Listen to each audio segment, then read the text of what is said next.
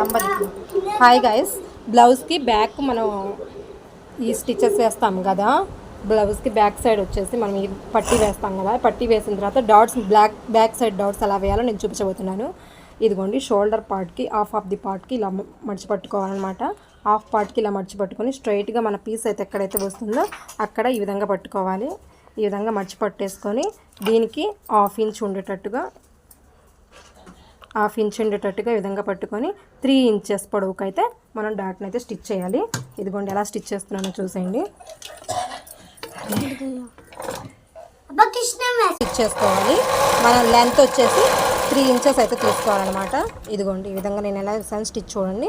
ఇది వచ్చేసి 3 ఇంచెస్ కానీ 3.5 ఇంచెస్ కానీ లెంత్ అయితే తీసుకోవాలి. ఇక్కడ విడ్త్ వచ్చేసి ఒక హాఫ్ ఇంచ్ ఉండేటట్టుగా వేసుకోవాలి. ఇది కరెక్ట్గా మన షోల్డర్ పార్ట్కి మిడిల్ పార్ట్ నుంచి తీసుకోవాలన్నమాట. ఈ విధంగా మిడిల్కి పట్టుకొని షోల్డర్ పార్ట్ దాన్ని స్ట్రైట్గా మనం స్టిచ్